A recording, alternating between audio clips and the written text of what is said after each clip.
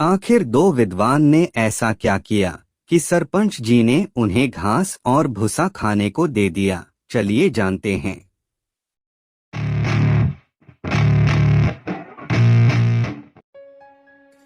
बहुत पुरानी बात है। एक गांव में दो लड़के रहते थे। एक का नाम राजेश और दूसरे का नाम सुरेश था, लेकिन दोनों पढ़ने लिखने में बहुत कमजोर थे। दोनों के माता पिता उनको लेकर बहुत परेशान थे। उन्होंने राजेश और सुरेश को अच्छी शिक्षा देने के लिए नेपाल भेज दिया। राजेश और सुरेश ने नेपाल में कुछ वर्ष रहकर अध्ययन किया। अब दोनों ही अच्छी शिक्षा ग्रहण कर विद्वान हो चुके थे। विद्वान होने के साथ ही उनमें इस बात का घमंड भी आ गया था कि वे बहुत विद्वान हैं। हर जगह दोनों ही अपने को अधिक श्रेष्ठ और दूसरे को नीचा दिखलाने कर प्रयत्न करते थे। दोनों को कई बार उनके शिक्षकों ने इस बारे में समझाया, किंतु दोनों अपने को ही श्रेष्ठ समझते थे। शिक्षा खत्म होने के बाद दोनों को नेपाल से अपने गांव वापस लौटना था। रास्ता बहुत लंबा था। चलते चलते उन्हें रात हो गई और उन्होंने एक गांव में अपना डेरा डाला। गांव के सरपंच को पता चला कि उनके गांव में नेपाल के विद्वान आए हुए हैं। सरपंच साहब ने दोनों विद्वानों को रात्रि विश्राम और भोजन के लिए अपने घर आमंत्रित किया। राजेश और सुरेश दोनों सरपंच के घर आ गए।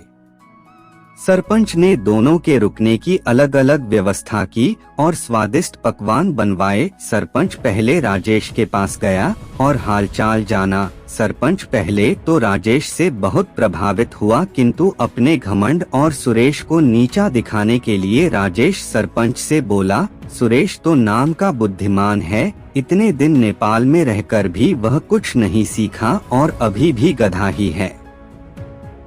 राजेश की बातें सरपंच को अच्छी नहीं लगी। राजेश से मिलने के बाद वह सुरेश से मिलने गया। सुरेश में भी राजेश की तरह ही बातें की और कहा, राजेश को कोई ज्ञान नहीं है और वह तो बैल है जिसे कुछ नहीं आता।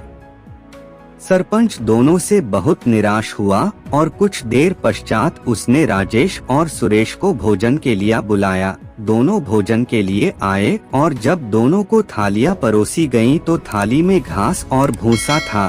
थालियां देखकर दोनों सरपंच पर बहुत क्रोधित होते हुए बोले, आपने यहाँ हमें बेइज्जत करने के लिए बुलाया है?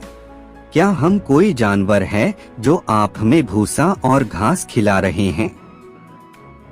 सरपंच हाथ जोड़कर बोला, मान्यवर, आप विद्वान हैं और मेरे मेहमान हैं। मेरा उद्देश्य आपकी बेइज्जती करना नहीं है।